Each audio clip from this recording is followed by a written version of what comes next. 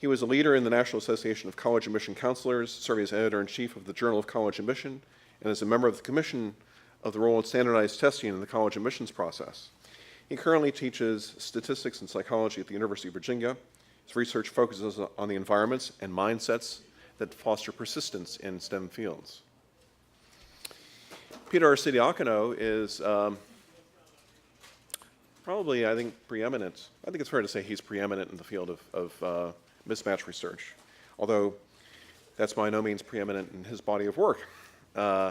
He got his doctorate of economics in University of Wisconsin and is now a professor of economics at Duke and associate at NBER, the National Bureau of Economic Research. He's a labor economist, and I think what characterizes Peter's work is that he, like a lot of the really good contemporary labor economists, he's interested in finding unusual ways of trying to get at the absence of experiments in the social sciences. You know, it's a perfectly valid point that with all these things we're talking about, we would much rather have experimental data. But it's just hard to persuade tens of thousands of people to submit to 6 to 10 year experiments with their lives.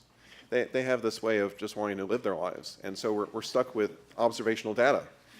And so the challenge of labor, the fundamental challenge of labor economics is figuring out how to make observational data reveal the things that experimental data would reveal. And Peter is basically a champion of coming up with exciting, interesting ways of doing that. He's going to talk not only about science mismatch, but some of his related work, because he has now something like 6 or 7 published studies that have looked at various aspects of affirmative action and come to a wide range of conclusions about it, but an overall very interesting pattern. Our third speaker is going to be Mark Lupino. Mark is young, so I can't say as much about him, but he worked with me at UCLA, where he did his doctorate in economics. He's now a staff economist at the Federal Trade Commission, and he's come up with a really interesting methodology for looking at the same data set that will feature in part of Peter's comments and that was also used in Kate Antonovic's research. So, welcome our speakers. We'll start with Fred Smythe.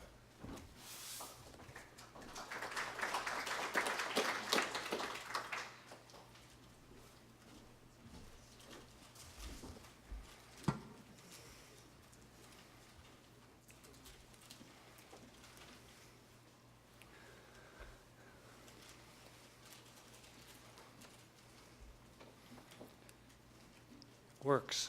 Test 1. How's my sound? Good. Good morning. If not for some of the questions from the last session, I would not have mentioned that the work that I'm going to share with you has been peer-reviewed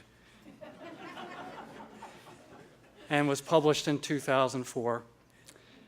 And I definitely wouldn't have mentioned that it won the Best Master's Thesis Award presented by the Psychology Department at the University of Virginia, which I would guess is not a conservative-leaning body and is probably, at best, would guess, a pro-affirmative action body on average if we were able to survey it. That's just a guess. The award is a fact. So, the selective colleges I'm referring to today are those studied by Bowen and Bach in their famous work, The Shape of the River. And these students matriculated in 1989. I'd like to thank the Mellon Foundation for giving us these data. We focus on 23 colleges with data for students' initial declared major, as well as their high school grades and test scores, their college admission test scores.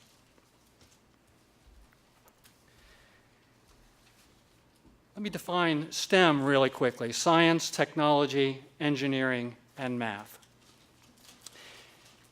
STEM success is race blind, but not preparation blind. I'm not suggesting that we didn't find race differences in STEM graduation rates. It's just that they weren't about race per se.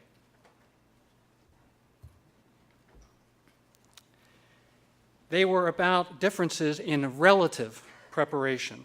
By relative, I mean where you stand in your college compared to other STEM students on measures like high school grades and admission test scores. This graph is about relative standing on SAT math. This line, called a box plot, shows the scores for just one of the college and beyond schools. The college and beyond is another name for this data set used by Bowen and Bach. The scale along the bottom is the one you're used to for SATs. This school's box plot is positioned over the 540 because the mean for this set of students at this school was 540. It's marked by that red mark. The vertical scale here, -1 to 3, shows how this school's scores compared to the full national population of SAT math takers in terms of standard deviations. So from here up, nationally, only about 16% of the test takers are above this national, well, this is about 16% of the test takers at this level, a 1 standard deviation or more above the mean, which that year, 1988 or 9, was 476 on the math SAT. At 2 standard deviations or higher, 2% nationally of students score in that range. The yellow box shows the middle 50% of the scores at this college among STEM interested students. So we have the 75th percentile student at that school, the 25th percentile student. And the white lines and hash marks extend to show the range of the top 25% and the bottom 25% at that school. So we can see graphically what we know intuitively, that all students interested in STEM at a particular school do not have the same SAT math.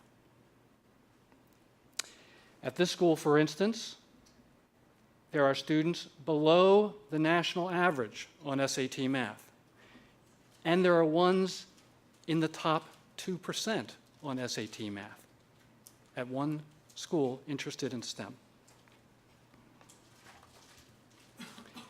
Here are the other 22 schools in our sample, and we can start to appreciate the meaning of relative scores.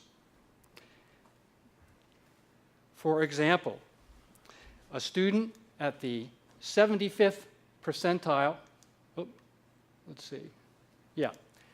a student here in school 14 at the 75th percentile at schools 22 and 23 would be at the 25th percentile. Okay?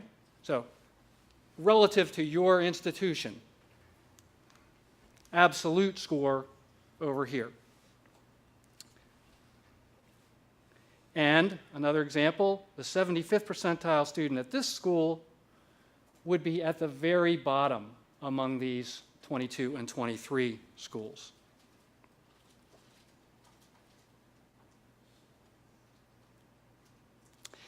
It turns out that being relatively high among your STEM intending peers at your own institution was more important to staying in STEM than your absolute standing nationally. In other words, when it came to graduating in STEM, having a top half score at your school, like this student in school 14, trumped a higher absolute score, but lower relative score at schools 22 and 23. This was true no matter what your race.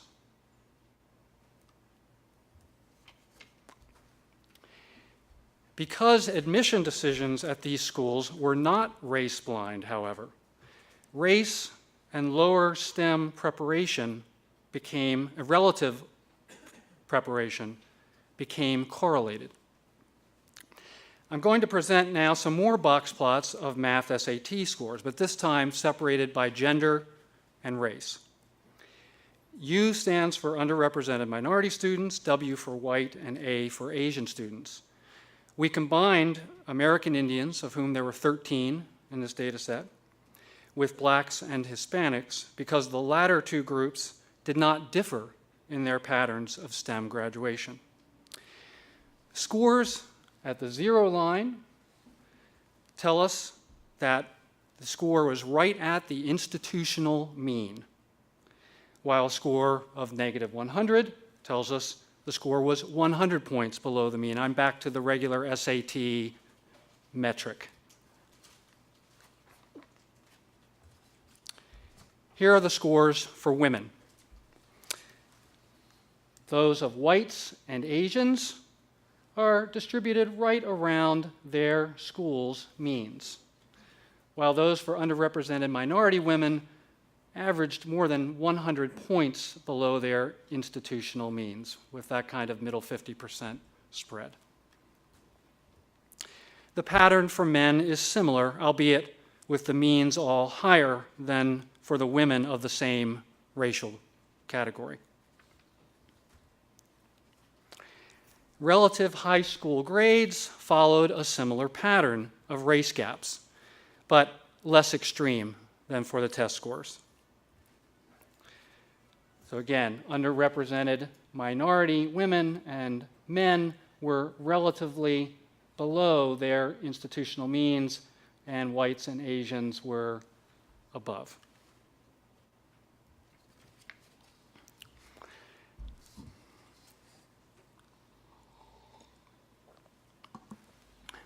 Now let's look at the actual STEM graduation rates by gender and race. So this is what happened, this is what was observed.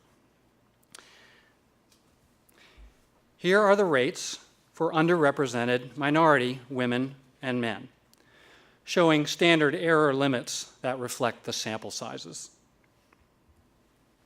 Here are the white student rates and the rates for Asian students. White students averaged 1.8 times more likely than underrepresented students, while Asians were 1.4 times as likely as whites and 2.6 times as likely as underrepresented minority students to graduate in STEM. Now, let me show you a graph of our statistical analysis that took into account students' relative math SAT scores, one variable. The bottom scale shows increasing relative math SAT. So these are the students who are 150 points above their institutional mean, these students at the mean, and so on.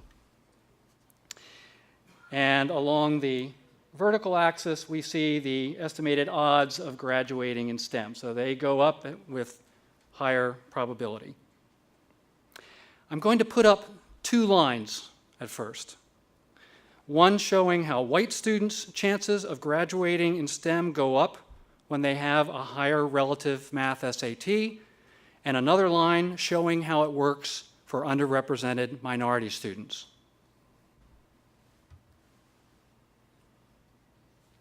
Here are both lines. They are statistically indistinguishable. And this is what I mean when I say that STEM success is race blind.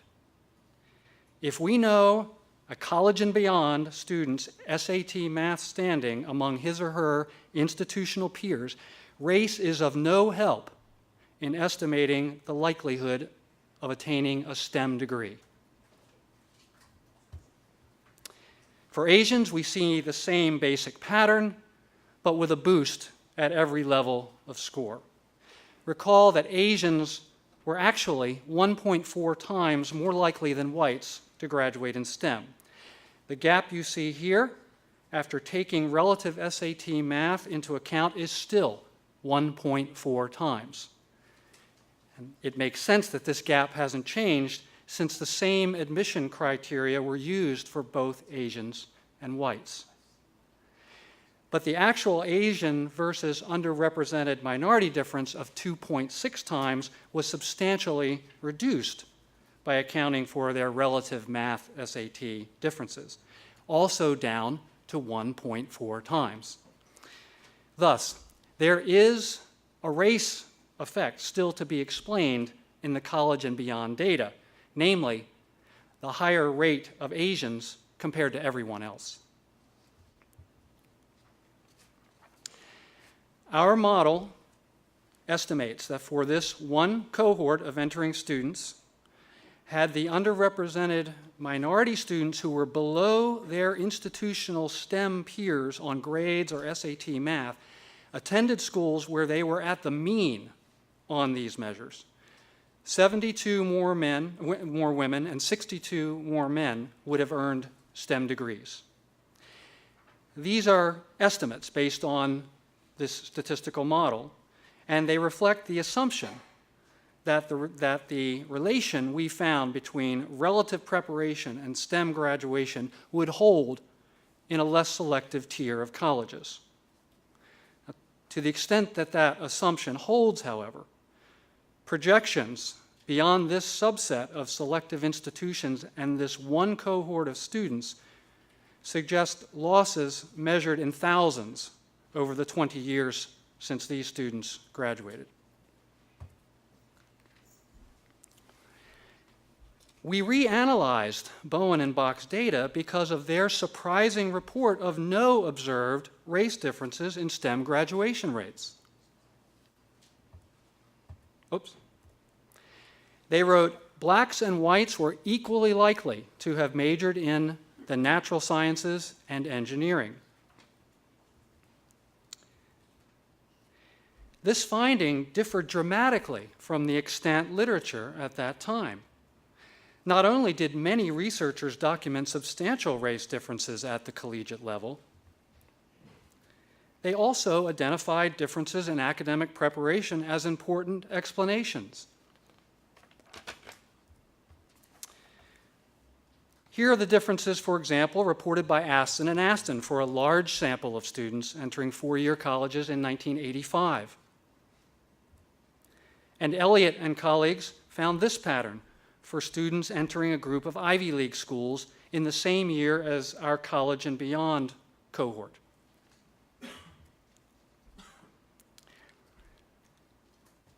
I'll let you read that while I drink.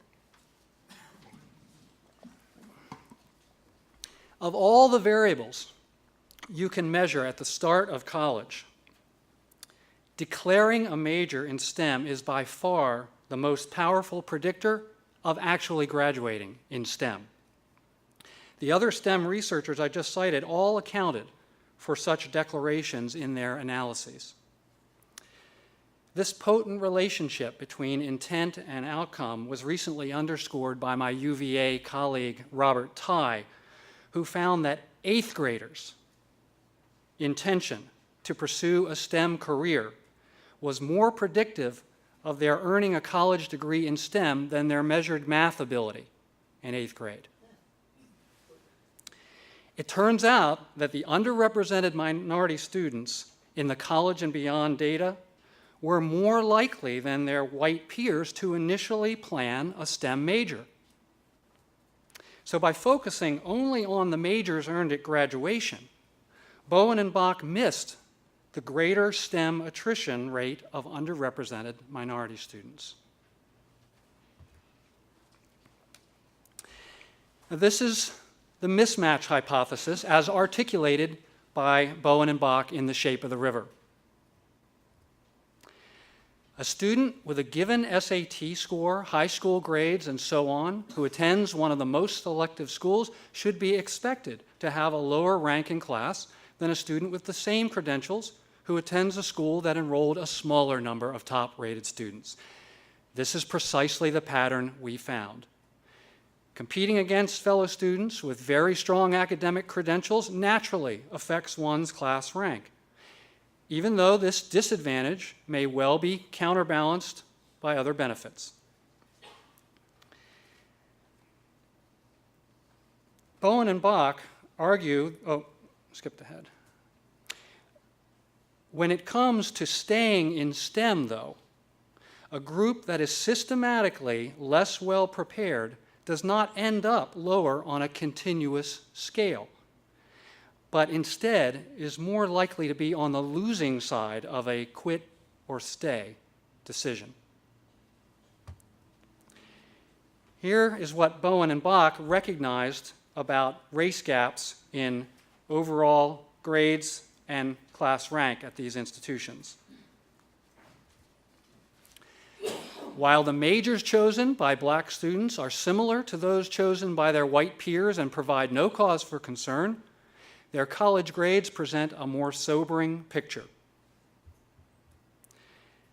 This difference, quote, is very large when seen in the context of the overall distribution of grades.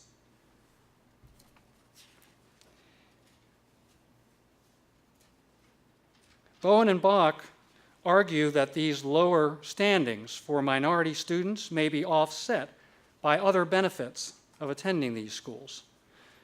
Unfortunately, they missed another important cost: greater attrition from STEM. So to reiterate, it is your relative standing among STEM students at your school, not your race, that is predictive of making it in STEM. Bowen and Bach recognized the same dynamic for general achievement at these institutions. The Mellon Foundation thanked us when we submitted our pre-publication report, and they did not criticize it. But we were not invited to discuss our findings further, and I am not aware of efforts they may have made to spread the word about the different conclusions we reached about the shape of the river and STEM.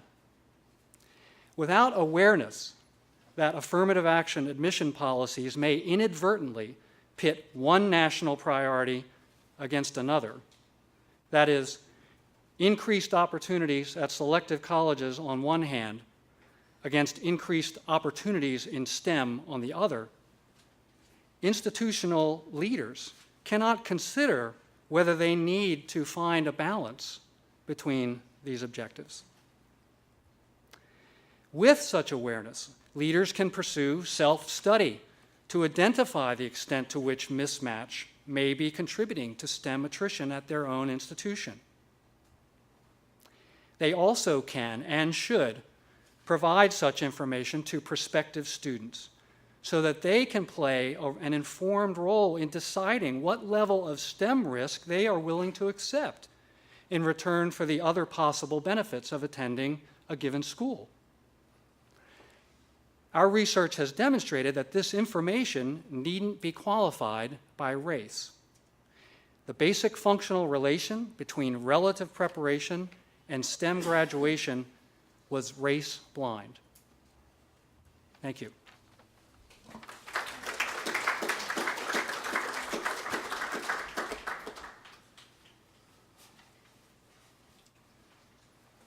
Let you.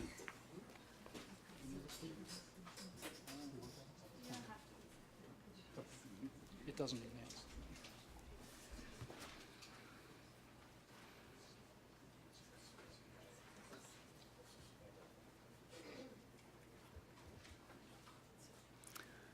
All right, so I'm going to be talking about 4 papers in a very short time, so we'll see how well I do at that. 3 are published, but the one I'm most excited about is very related to the paper we just saw and comes to a lot of the same conclusions. And in the talk, I'm going to hope to partially answer the following questions. First, how does affirmative action affect college enrollment? That's going to be very brief, just as more of a background. And how can affirmative action be harmful to its beneficiaries? And then more of the meat of the talk is about, how does time to degree and choice of major depend on what college one attends? And thinking about, what makes mismatch particularly relevant for the sciences as opposed to other majors.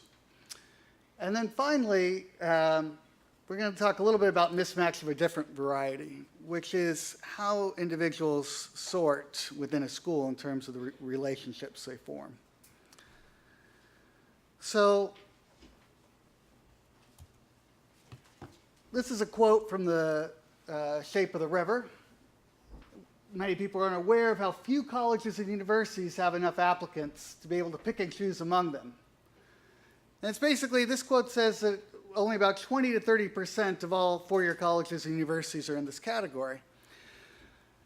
That's not to say that affirmative action is small potatoes here, because it's a big deal at a lot of these schools. But it's to point out that affirmative action primarily affects where individuals go to college, not whether they go at all. And so when we think about what institutions we want to diversify, there really is a trade-off there about which ones. And here's sort of how it looks right now. So what's on the x-axis is the share African American at the different colleges. And what's on the y-axis? On the x-axis is the average SAT scores of the schools. So over here, we have Duke, where I'm at, and then maybe over here is Harvard. No. But the point is that the very top schools are over here, and they're actually more diverse than the schools we have in the middle range. And then as we move more over here, we're talking about schools that are sort of less likely to be even practicing affirmative action because they're not really selective in the first place. And so affirmative action actually leads to sort of this U-shape pattern in terms of how it's currently practiced. And so when we think about the value of diversity, you really have to think about, well, maybe it is very important that Harvard's more diverse than a school more at the bottom, but I think that those trade-offs need to be made clear. So with that sort of as background, this is something that actually stopped me from even beginning to look at this issue for a while, which was, the whole idea of affirmative action potentially being bad for its beneficiaries seems very strange. Economists in particular balk at this idea a lot. And the reason that they balk at this idea is that affirmative action is increasing the choices available. So increasing choices ought to be good, because you could always choose to go to the other school. And it still may be the case. I'm not going to solve that issue here, but the way in which this actually can make beneficiaries worse off, is when individuals have when schools have private information about how well you're going to perform. And so what I want you to be thinking about as I go through this talk is, what do you think students know when they're making their decisions? Do they know these persistence results that we just saw? And if you think that they do, then they're making those choices, and then really they're not worse off. We may not like the outcome of that, which is a less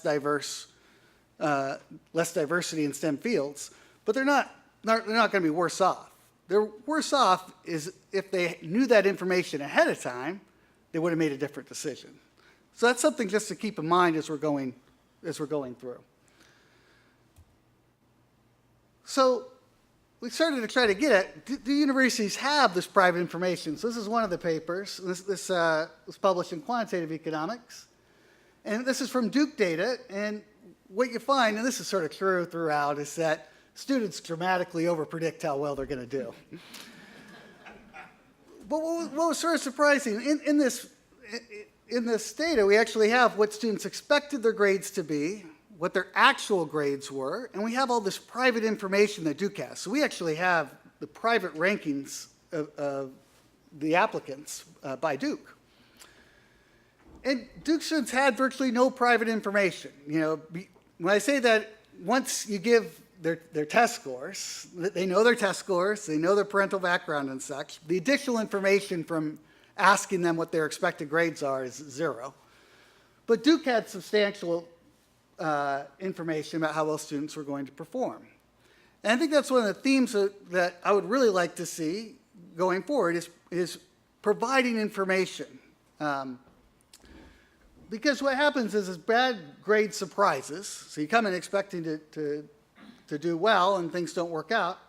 It resulted in students being less satisfied with themselves, much more likely to move away from STEM fields, and actually they have sort of the ex post regret. Would you have attended Duke again? Okay? So information, I think, is a real key component to everything that we're going through. And what you believe about this information is key to evaluating the mismatch argument in terms of whether individuals are better or worse off. So now I'm going to move into graduation and major choice in California. This is a new paper. And we're using the same data that Kate talked about. And what this data actually has is how a student's choice of major changes over time.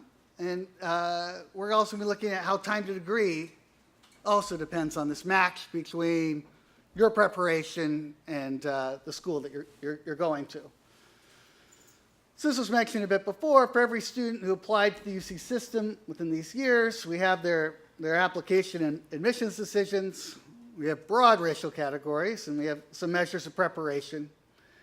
And we've got this data at 3-year intervals before Proposition 209 and after. Here's in the pre-period, so in the 3 years before Prop 209, this gives you the average SAT scores for majority students, which are going to be Asians, whites, and unknowns, and then for the minority students.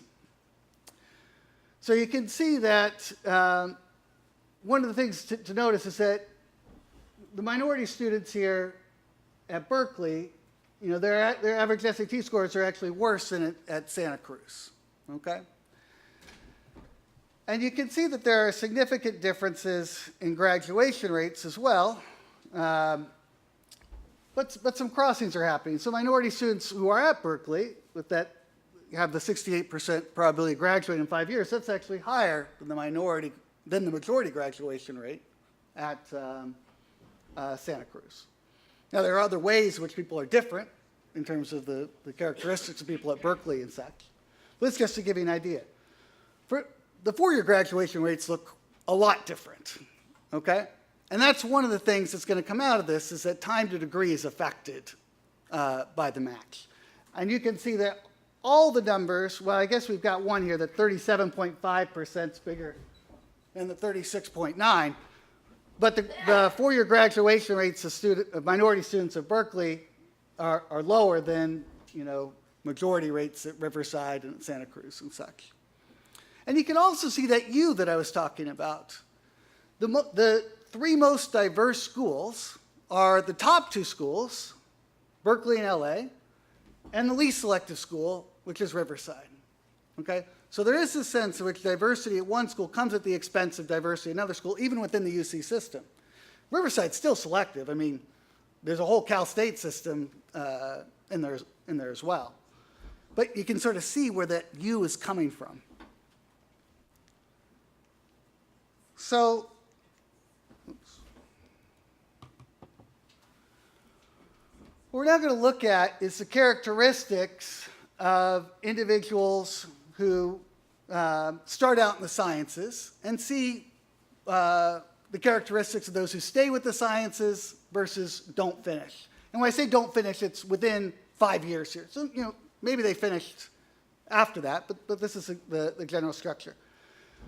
What you'll notice about here is the people who stick with the sciences all have, for majority students, all have higher SAT scores than those who decide to switch to the non-sciences or who don't finish, okay?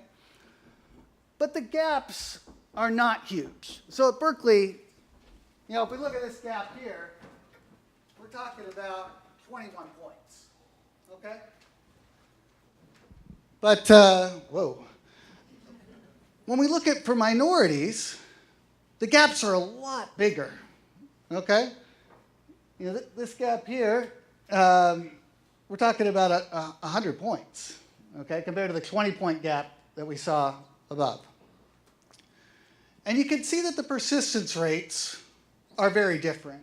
So for majority students, it's not quite twice, but it's pretty close to twice as many majority students are persisting in the sciences relative to minority students.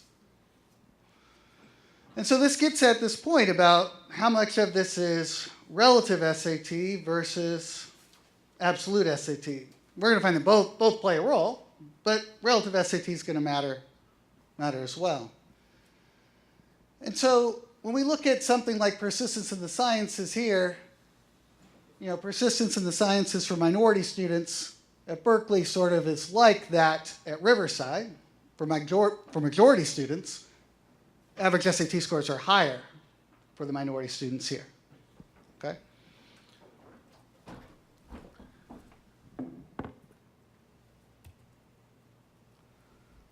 What this table does is it's now going to take the full distribution of SAT scores at, in the UC system and break it up into 4 quartiles, okay?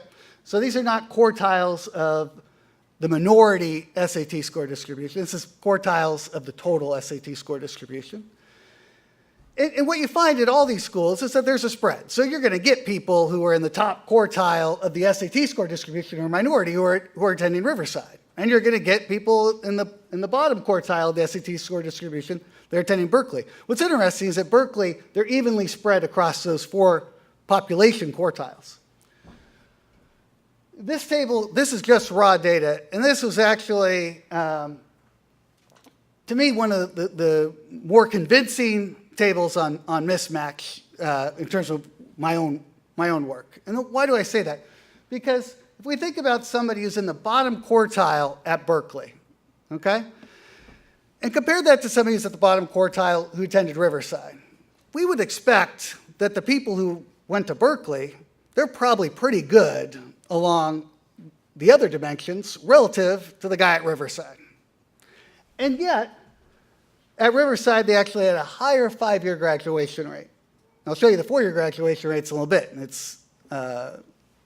the gap widens quite a bit. And what you can see is you move down the quartiles, you get this crossing, you know. Now, part of this is, again, you got to keep in mind, we haven't accounted for selection here. All we've done is broken up this into these 4 quartiles. So these guys at Berkeley, they are going to look different. But you can see this crossing where at the bottom 2 quartiles, Riverside has higher graduation rates.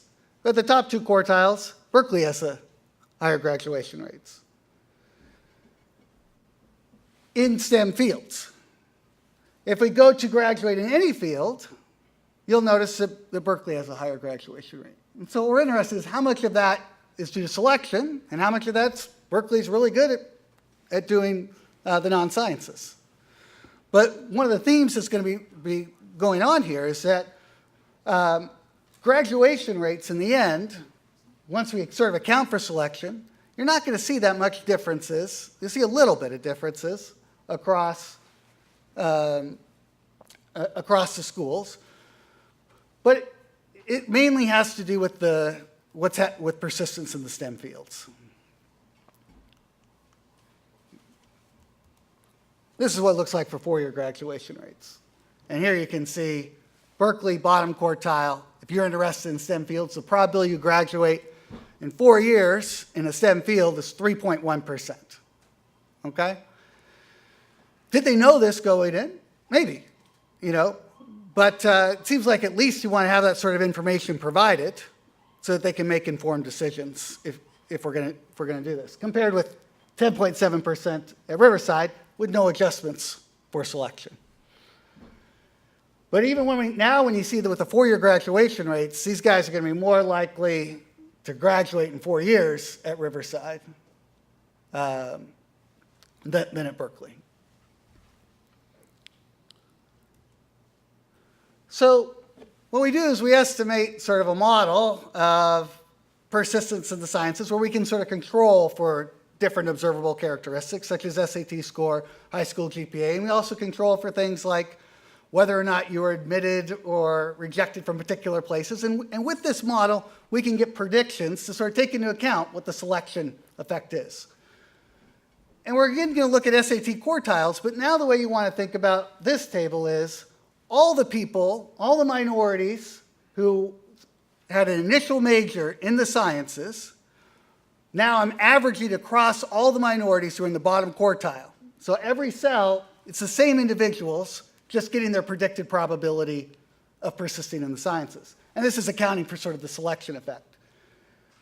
And what you can see is, well, one, Riverside just happens to be fantastic at graduating people in the sciences relative to total. But the general thing is that big gaps are found among the bottom quartile. And the gaps tend not to be quite as big once you go to the top quartile for persisting in the sciences. If you look at the probability of graduating in any major, again, you might see actually Berkeley's pretty good at that, at the top quartile, okay? So you're getting this trade-off, at least in terms of with shifting students to the top institutions.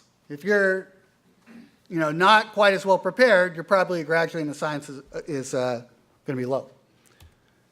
Here's what it looks like for four-year graduation rates once you account for selection. And you can see that same pattern of you're going to be much more likely to graduate in 4 years in the sciences at Riverside if you have that level of preparation than otherwise. And in general, the graduation rates are that way. Could that be because Riverside is just easier to graduate in? That's right. The courses are easier. No, that's right. And that's a fundamental trade-off is, in what sense, how do you want to make that trade-off? How much is the Berkeley degree in the sciences worth relative to the Riverside degree? And that's why I don't think I can, I can't come to a policy conclusion based on that. I can just tell you, here's what the persistence rates are like. We don't have any information on earnings, for example. All right, so I want to talk just a little bit about then what happens at Duke. So we're going to see similar things here. With Duke, we have better data in the sense it's individual specific in terms of we've got their gender, we have their actual race, supposed to be lumped in these categories, and we have Duke's private ranking of the applicants. But it's only one institution. And what we're going to see is how persistence in the sciences varies by race, how much of the racial gap is due to preparation, and how majors differ in the demands they place on students. They also ask why students switch out of particular majors. So this is the initial and final major. And what you can see is, like what you just said, is that African American students are actually coming in more interested in the sciences. But check out what's going on between white males and black males here. So black males come in wanting to do the sciences more at Duke. And this, we include econ because econ acts like the sciences at Duke. But then it flips, okay? Why is econ like that? Because we don't have a business major, and so we have tons of students. We can't handle all of our students, so what we do is we put in a lot of math. And so we start weeding people out just like the sciences does. Okay? All right, I gotta really go fast here. But the sciences are different. I mean, the other way to fix this would be to change the sciences. Good luck with that. But the fact is that the sciences give lower grades, they require more study time, and they're much more likely to be reported as the student's most challenging course. Okay? Once we control, so what we see in the data is that African Americans are much more likely to leave the STEM fields. Asians are actually the least likely to leave. Actually, once we control for academic background in this data, we find no racial or ethnic differences at all in terms of persisting in the STEM fields. So why do students say that they switch? They're asked, for your switching majors, was it due to, there are other categories here too, but two of them were lack of pre-college preparation or academic difficulty in the major course requirements.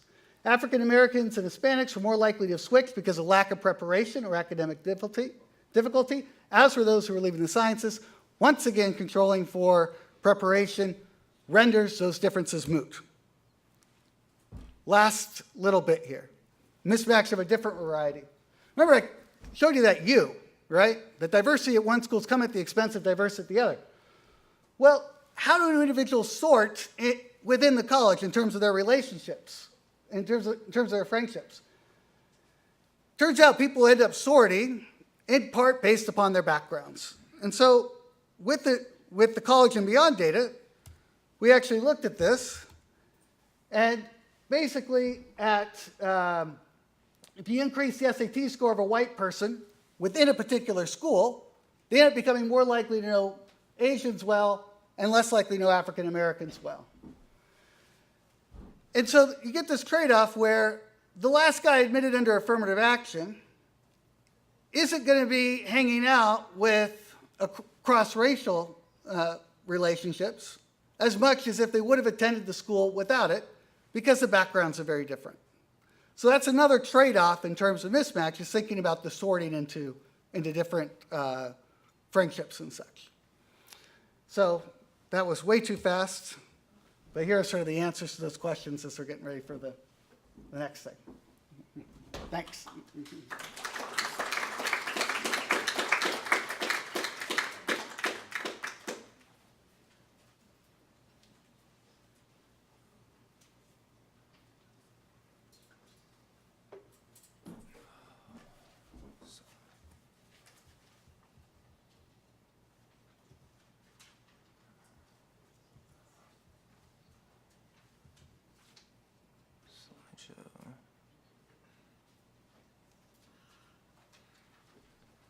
What?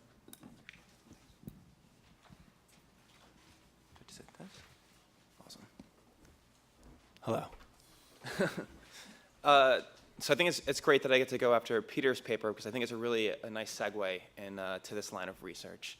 So the overall topic that we've been addressing this afternoon has to do with evaluating racial preferences, affirmative action, and how it affects outcomes of students in college.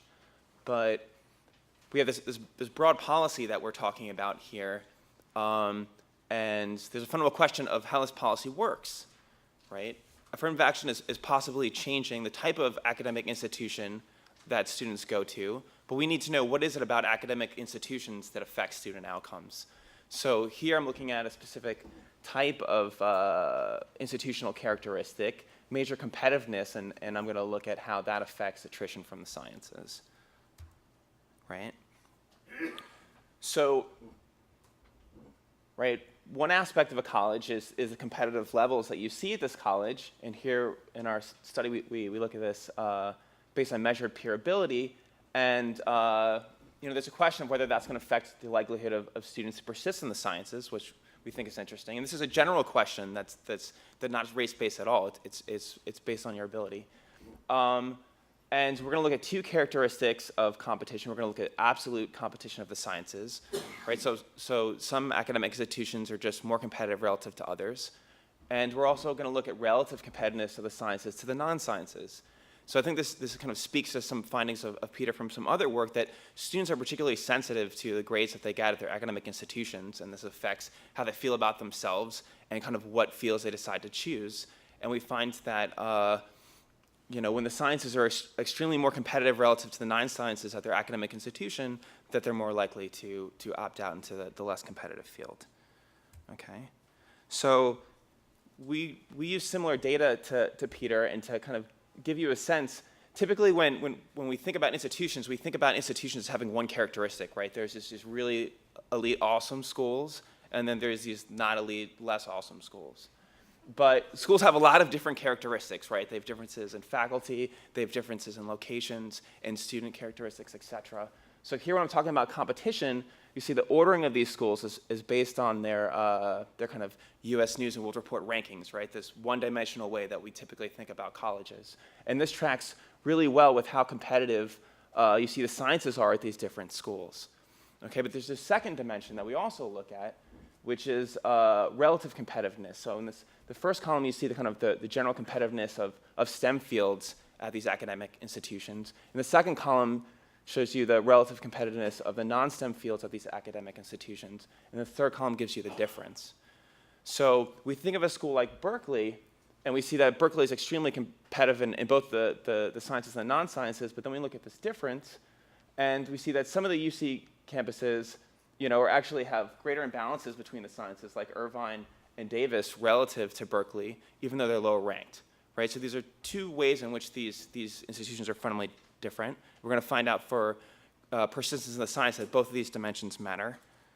Now, these are obviously not the only dimensions that matter. There's a host of dimensions that matter, right? There's the academic and social norms of an institution. There's the faculty quality, right? There's evidence that faculty that spend more time on instruction relative to research, right, their students typically do better and persist longer in the sciences.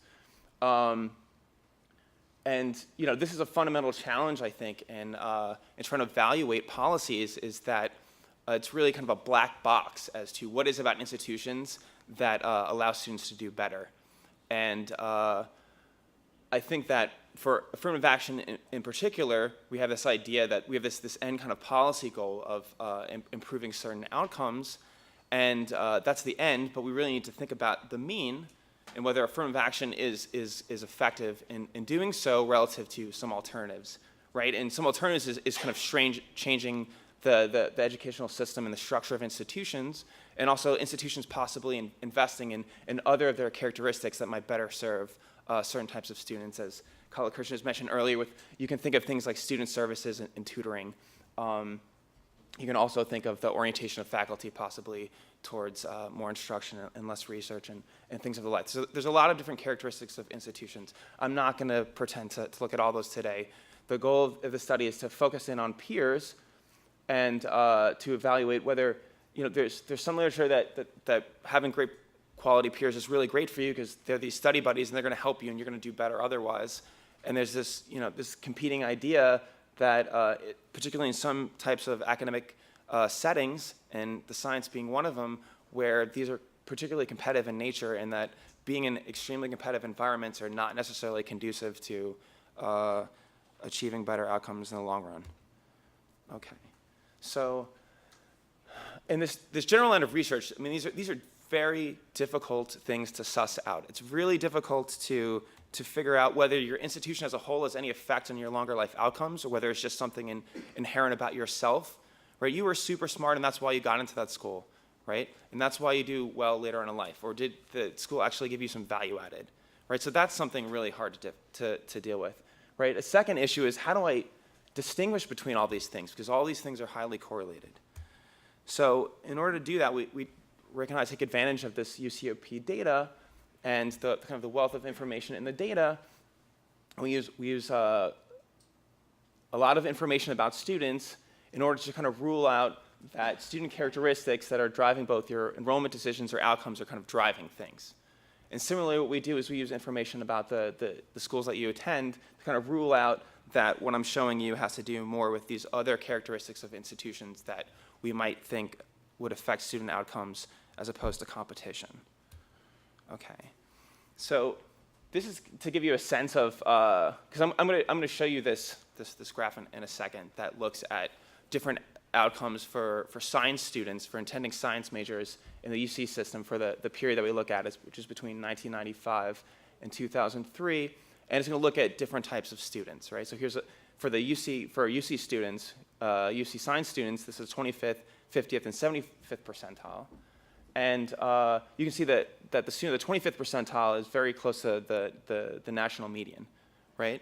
So even the lower kids who are interested in the sciences at the UCs are compare very well to nationally.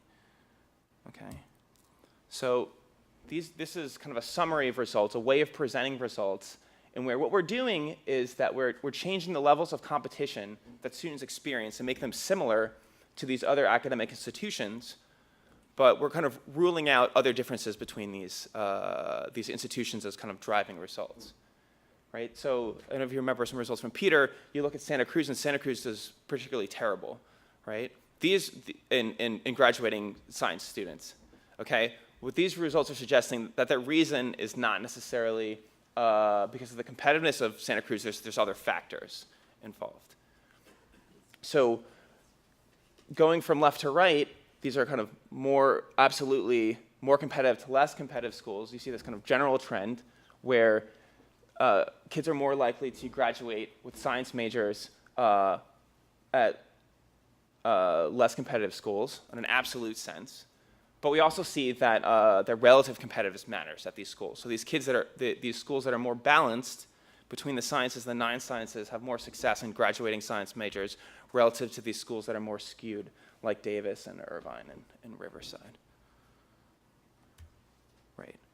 So these results here, right, we're looking at mismatch, and in mismatch we typically think it's important to look at the observable characteristics of students based on math scores, which we think is particularly relevant for the sciences. Right, but of course, there's a host of characteristics, as Glenn Lowry said earlier, that determine match, right? Match is this multi-dimensional thing. And so those things are really hard to measure. So we look at the sensitivity of minorities, which we think would probably have a different set of unobservables for this particular academic setting relative to non-minorities, to see their sensitivities to competition at the academic institutions that they attend. And we see the general trends are very similar in this context, just the magnitudes are a lot higher, so they're a lot more sensitive. Right? Right, so in conclusion, we see that, that both absolute and relative competitiveness of the sciences matter in determining attrition. What we further find in the paper, when I haven't shown here, is that non-minorities tend to respond to greater competition by switching out, right? So they just change fields, they switch out of the sciences, but they graduate. What we find for minorities is instead, they persist in the sciences even when they face greater competition, and then they suffer in terms of grades in graduating. Now, it's not really clear why that's the case. This is not an expected result that we had prior to conducting this study, and it definitely begs, the question of further research. I definitely think that there's a growing literature that looks at the expectations of students about the college environment before they enroll, as Peter also mentioned previously, and that college students don't necessarily have perfect information about how they're going to fare when they actually attend college, and differences in how much information that they have prior to enrollment is how informed they are is going to affect their kind of subsequent decisions and how they handle the academic environment, and then what subsequently happens. And so, a great benefit of this is trying to put forward this information, again, as Peter highlighted, about providing people with information so then they can make choices. If you want to make the risky choice of attending a harder school, because that you're going to get more money possibly in the market, then you can make that choice, but just be informed of what the actual risk is that's involved of, possibly, not graduating. So, thank you.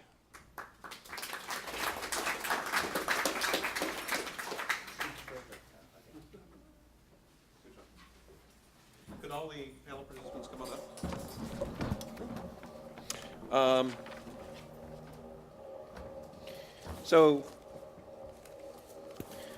So those presentations, especially Peter's and Fred's, were a little longer than slotted because there was so much substantive material in them that we really wanted you to hear.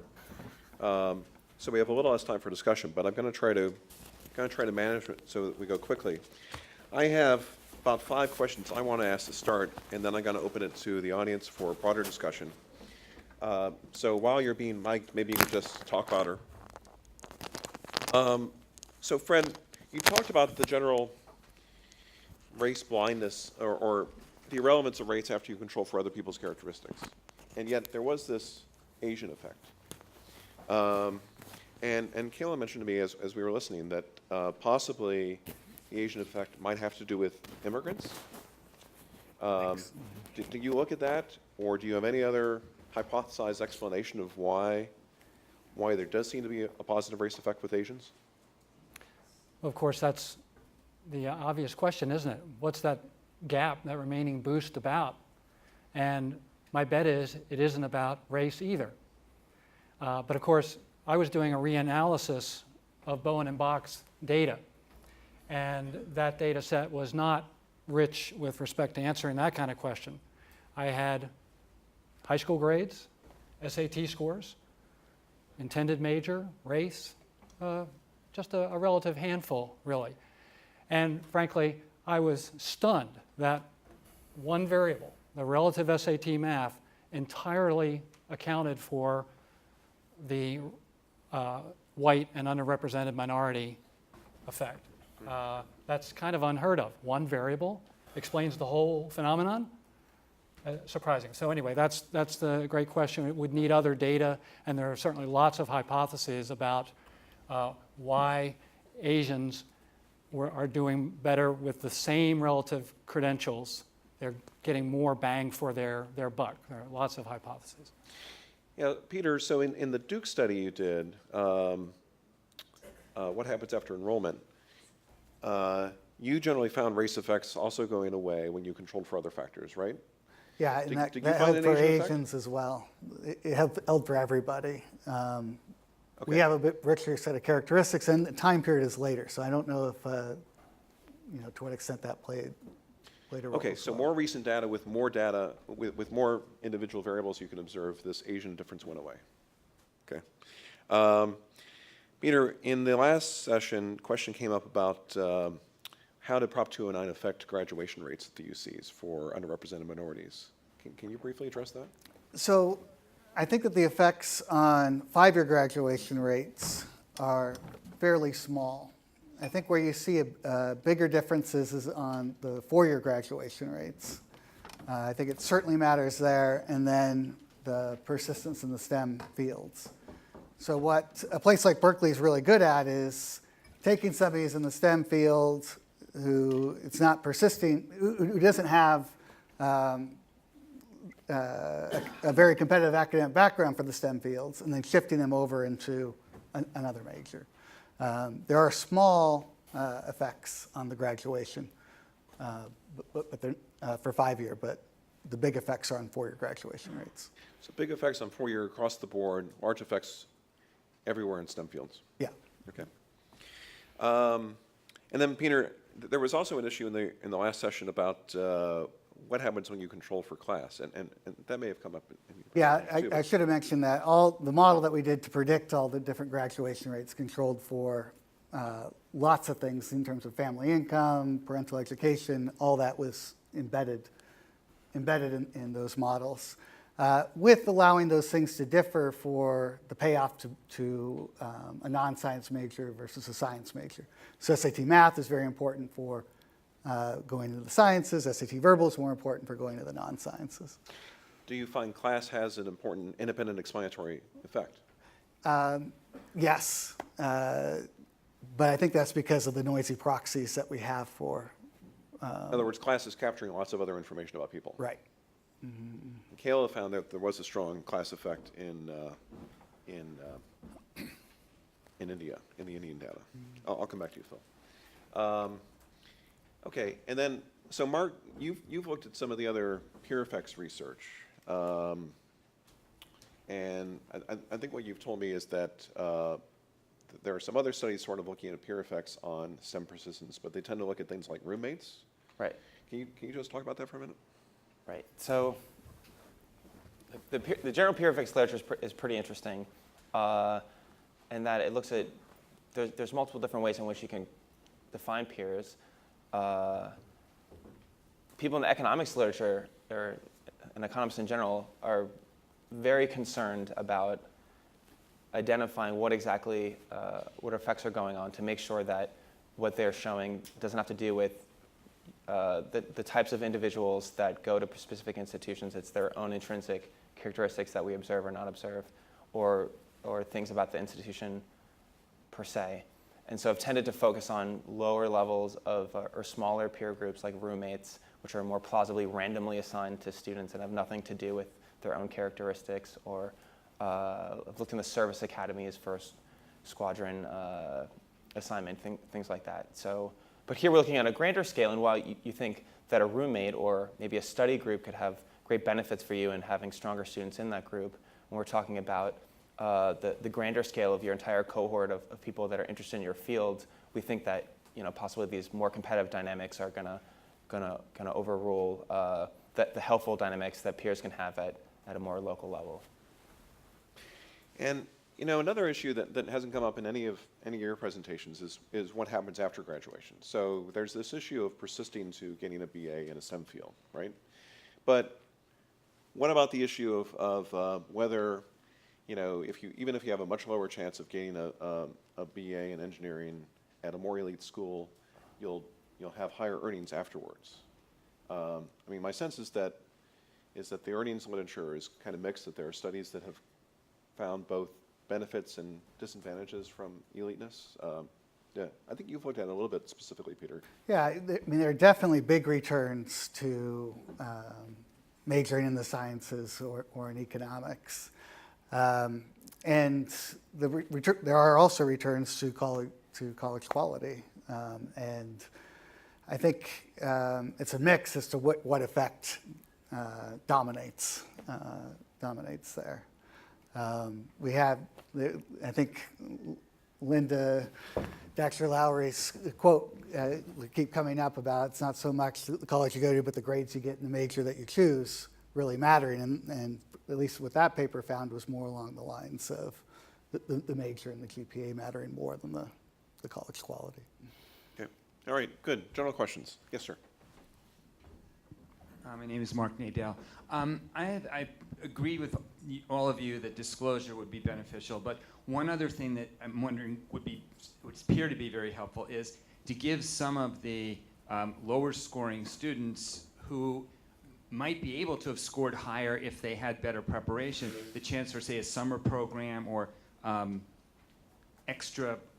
some way to catch up a little bit. So I'd wonder whether somebody who scored 650 in their junior year, but after the summer course they got that up to a 690, whether they would perform at the level of non-minority who were 690, or anybody who was 690. And I wonder whether Bowen and Bach talked about this, because I know those programs have existed law schools and elsewhere at some of the better endowed schools.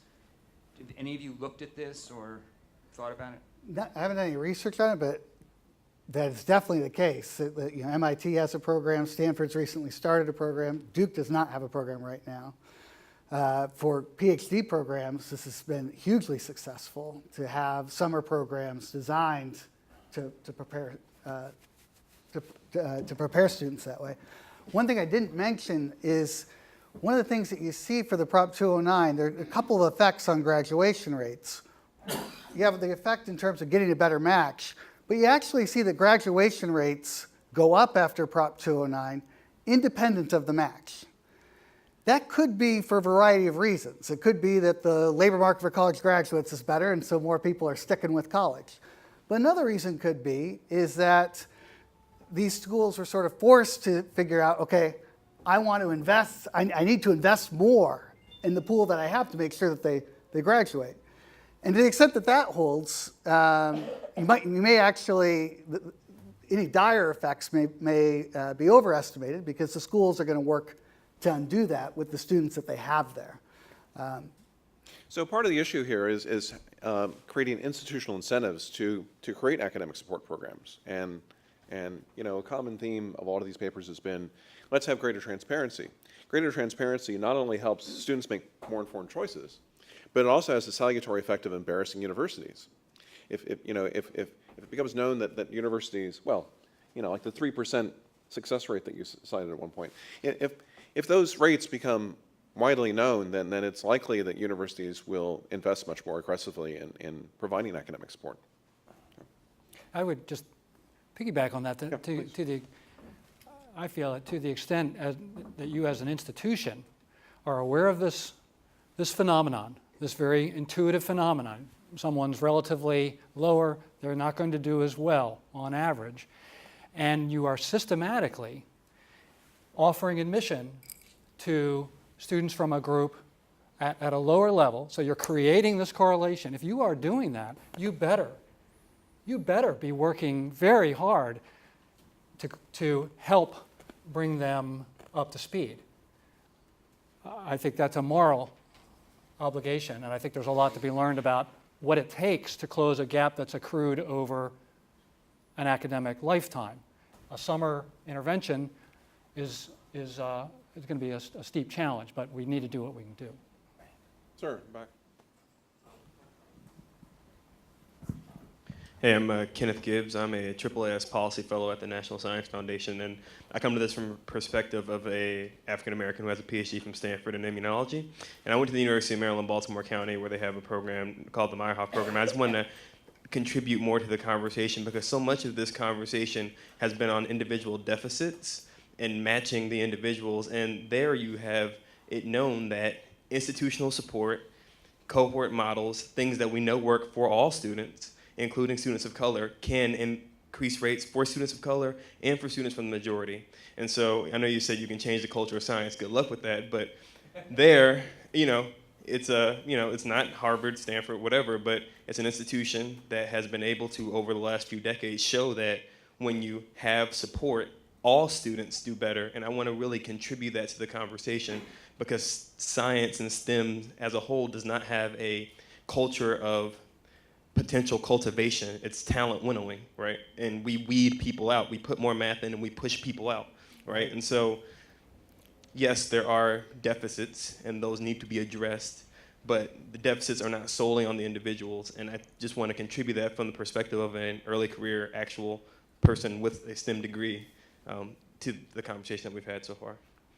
Thank you.